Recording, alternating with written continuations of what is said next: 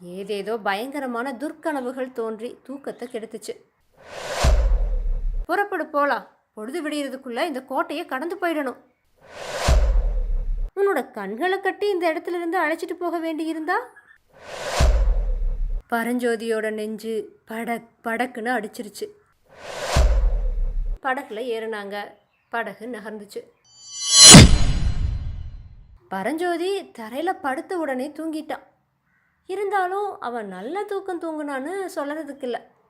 ஏதேதோ பயங்கரமான துர்க்கனவுகள் தோன்றி தூக்கத்தை கெடுத்துச்சு. ஒரு சமயம் 5-6 புத்த பிக்ஷுகள் வந்து அவனை சூழ்ந்து நின்னாங்க. அவங்களில் ஒருத்தர் தம்மோட கையில் இருந்த தீபத்தை தூக்கி பரஞ்சோதியோட முகத்தில் வெளிச்சம் விழும்படி பிடிச்சாரு. ஆமாம், நாகநந்தி சொல்கிறது சரிதான். இவனோட முகத்தில் அபூர்வமான கலை இருக்குது. இவன் மகாவீரனாவா இல்லை மகாத்மா ஆவா அப்படின்னு யாரோ ஒருத்தர் சொன்னது மாதிரி இருந்துச்சு. இன்னொரு சமயம் பார்த்தா அவனை ஒரு மதையான துரத்திட்டு வருது. பரஞ்சோதி சட்டுன்னு ஒரு பன்னீர் மரத்து மேலே ஏறிக்கிறான். புஷ்பக்கத்தோடு கூடிய ஒரு பன்னீர் கிளையை ஒடிச்சு யானை மேலே போடுறான். அந்த சமயத்தில் திடீர்னு 2 குதிரை வீரர்கள் தோன்றி, அடப்பாவி, கோயில் யானையை கொன்னுட்டியா அப்படின்னு கூவிட்டே அவங்களோட கையில் இருந்த வேல்களை அவன் மேலே எறிகிறாங்க. அப்புறம் இன்னொரு பயங்கர கனவு. நாகநந்தி அடிகள் வந்து அவனோட பக்கத்தில் நின்று அவனோட முகத்தை உத்து பார்க்குறாரு. அப்படி பார்த்துட்டு இருக்கிறப்பவே அவரோட முகம் படம் எடுத்து ஆடுற பாம்போட முகமாக மாறுது. அந்த பாம்பு அதோட மெல்லிய பிளவுபட்ட நாவை நீட்டி அவனோட முகத்தை தீண்டறதுக்காக வருது. பரஞ்சோதி அலறி புடைச்சிட்டு எந்திரிச்சான். பார்த்தா நாகநந்தி அடிகள் உண்மையாகவே அவனுக்கு பக்கத்தில் நின்று அவனை குனிஞ்சு பார்த்துட்டு இருந்தார். பிள்ளையே, ஏன் இப்படி பயப்படுற? ஏதாச்சும் துர்க்கனவு கண்டையா அப்படின்னு பிக்ஷு கேட்டார். பரஞ்சோதி அதுக்கு, இல்லை இல்லை, ஒன்றும் இல்லை, நீங்கள் திடீர்னு தொட்டதுங்காட்டி கொஞ்சம் பயந்துட்ட அப்படின்னு சொன்னான். பொழுது விடியறதுக்கு இன்னும் ஒரு முகூர்த்தம் தான் இருக்குது. புறப்படு போகலாம், பொழுது விடியறதுக்குள்ளே இந்த கோட்டையை கடந்து போயிடணும் அப்படின்னு பிக்ஷு சொன்னார். ஏன் சாமின்னு பரஞ்சோதி கேட்டா. புத்த தேவரோட ஆணைன்னு பிக்ஷு சொன்னார். யாருக்குன்னு பரஞ்சோதி கேட்டா. எனக்கு தான்ப்பா, உன்னை அபாயத்திலிருந்து தப்பு வைக்கும்படி ஆணை. என்கிட்ட உனக்கு இன்னும் நம்பிக்கை வரலையா அப்படின்னு நாகநந்தி பரிவு ததும்பின குரலில் கேட்டார். பரஞ்சோதி மௌனமாக இருந்தா.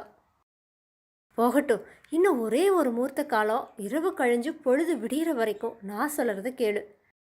புத்த தேவரோட கட்டளையை நான் நிறைவேற்றிடுறேன். கோட்டைக்கு வெளியே உன்னை கொண்டு போய் விட்டுடுற.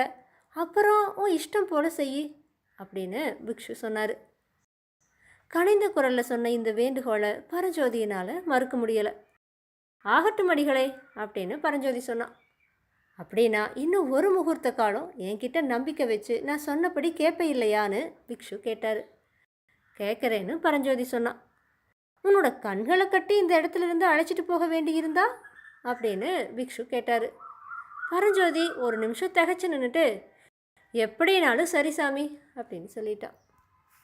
உடனே நாகநந்தி அடிகள் ஒரு சின்ன துண்டை எடுத்து பரஞ்சோதியோட கண்களை சுற்றி கட்டினார். பிள்ளையே, என்னோட கையை பிடிச்சிட்டே வரணும். நான் சொல்லற வரையில் கண்ணோட கட்டை அவிழ்க்கக்கூடாது. இப்போ நீ என்கிட்ட காட்டுற நம்பிக்கையோட பலனை ஒரு நாள் அவசியமாக தெரிஞ்சுக்குவ அப்படின்னு சொல்லி பரஞ்சோதியோட கரத்தை பிடிச்சிட்டு நாகநந்தி நடக்க தொடங்கினார். பரஞ்சோதியோட நெஞ்சு படக்குன்னு அடிச்சிருச்சு.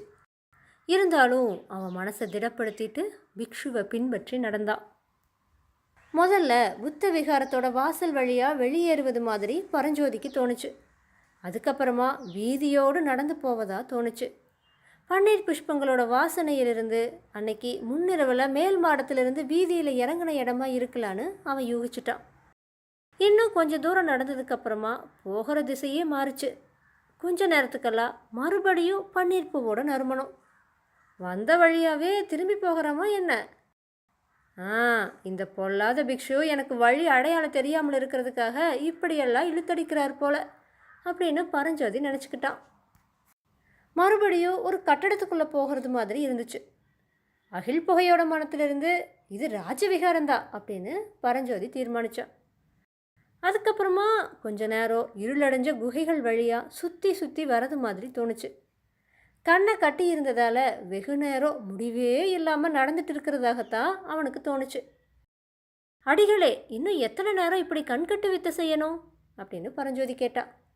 பிள்ளையே, கிட்டத்தட்ட வந்துட்டோம், இன்னும் கொஞ்சம் பொறு அப்படின்னு பிக்ஷு சொன்னார். திடீர்னு இருட்டிலிருந்து வெளிச்சத்துக்கு வந்து விட்டதா பரஞ்சோதி உணர்ந்தான். பரஞ்சோதி, நம்ம வர வேண்டிய இடத்துக்கு வந்துட்டோம், கண்கட்டு சோதனை முடிஞ்சுது அப்படின்னு சொல்லிட்டு அடிகள் கட்ட அவிழ்த்தாரு. புத்த பகவானுடைய அருளால் சொர்க்கலோகத்துக்கே வந்துட்டோமோ அப்படின்னு பரஞ்சோதிக்கு தோணுச்சு. அவனோட கண்ணுக்கு முன்னாடி அத்தகைய சௌந்தரிய காட்சி தென்பட்டுச்சு. அகழி நீரில் அஸ்தமன சந்திரனோட வெள்ளி கிரணங்கள் படிஞ்சு உருக்கிய வெள்ளி ஓடையாக செஞ்சுட்டு இருந்துச்சு. அகழி கப்பால் மரங்கள் அடர்ந்த வனப்பிரதேசம் காணப்பட்டுச்சு. மரங்களோட உச்சியில் சந்திர கிரணங்கள் இலைகள் மேலே தவழ்ந்து விளையாடுச்சு. அகழையில் ஒரு படகு மிதந்துச்சு. பரஞ்சோதியை சிறை மீட்க உதவி செஞ்ச இளம் பிக்ஷு கையில் துடுப்போட படகுல நின்னாரு. பெரிய பிக்ஷுவும் பரஞ்சோதியும் அகழிக்கு பக்கத்தில் போய் படகுல ஏறினாங்க. படகு நகர்ந்துச்சு. இந்த அகழியை தாண்டறதுக்கு படகு என்னத்துக்கு, எளிதாக நீந்தியே கடந்துடலாமேன்னு பரஞ்சோதி சொன்னான். ஆமாம், நீந்த தெரிஞ்சவங்க நீந்தலான்னு பிக்ஷு சொன்னார். இந்த அகழியினால் கோட்டை பாதுகாப்புக்கு தான் என்ன பிரயோஜனம், எதிரிகள் வந்தால் சுலபமாக நீந்திட மாட்டாங்களா அப்படின்னு பரஞ்சோதி கேட்டா. அதோ பார் அப்படின்னாரு பிக்ஷு. கொஞ்சம் தூரத்தில் ஒரு முதலை பயங்கரமாக வாயை திறந்துச்சு. ஐயோ அப்படின்னா பரஞ்சோதி. இந்த மாதிரி நூற்றுக்கணக்கான முதலைகள் இந்த அகழியில் இருக்குது. சாதாரண காலங்களில் அங்கங்கே இரும்பு கூண்டுகளில் இதை அடைச்சி வச்சுருப்பாங்க. யுத்த காலங்களில் திறந்து விட்டுடுவாங்க. நேற்று ராத்திரி தான் திறந்து விட்டுருக்காங்க அப்படின்னு பிக்ஷு சொன்னார். சாமி, அப்படின்னா யுத்தம் வர்றது நிஜத்தானா அப்படின்னு பரஞ்சோதி கேட்டா. ஆமாம், அப்புறம் எதுக்காக இவ்வளவு அமர்க்கலமெல்லான்னு நினச்சேன்னு பிக்ஷு சொன்னார். பரஞ்சோதி மௌனமாக இருந்தா. படகு அகழியோட அக்கறையை அடைஞ்சுது. இத்தோடு 10வது அத்தியாயம் நிறைவடைஞ்சிருச்சு. பிக்ஷு பரஞ்சோதியை எங்கே கூப்பிட்டு போக போகிறாரு, இதை நம்ம அடுத்தடுத்த பதிவுகளில் தெரிஞ்சுக்கலாம். 11வது அத்தியாயத்தோடு நான் உங்களை அடுத்த பதிவில் சந்திக்கிறேன்.